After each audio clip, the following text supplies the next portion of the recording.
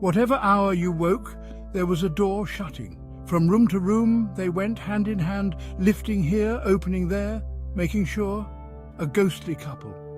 "Here we left it," she said, and he added, "Oh, but here too, it's upstairs," she murmured. "And in the garden," he whispered. Quietly they said, "Or we shall wake them." "But it wasn't that you woke us." "Oh, no." They're looking for it. They're drawing the curtain, one might say, and so read on a page or two. Now they've found it, one would be certain, stopping the pencil on the margin.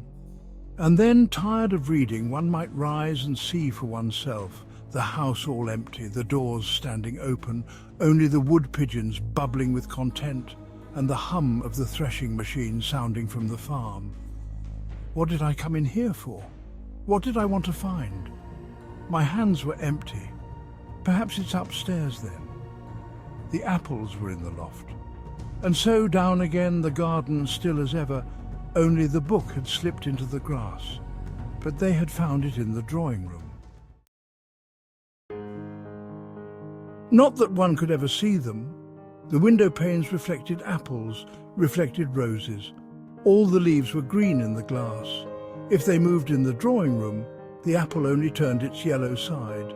Yet the moment after, if the door was opened, spread about the floor, hung upon the walls, pendant from the ceiling. What? My hands were empty. The shadow of a thrush crossed the carpet. From the deepest wells of silence, the wood pigeon drew its bubble of sound. Safe, safe, safe. The pulse of the house beat softly. The treasure buried. The room. The pulse stopped short. Oh, was that the buried treasure? A moment later the light had faded.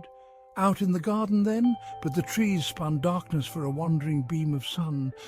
So fine, so rare, coolly sunk beneath the surface, the beam I sought always burned behind the glass. Death was the glass. Death was between us, coming to the woman first, hundreds of years ago, leaving the house, sealing all the windows, the rooms were darkened.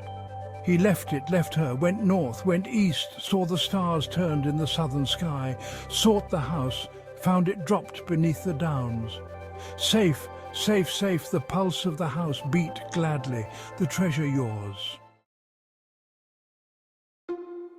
The wind roars up the avenue, trees stoop and bend this way and that, moonbeams splash and spill wildly in the rain, but the beam of the lamp falls straight from the window. The candle burns, stiff and still.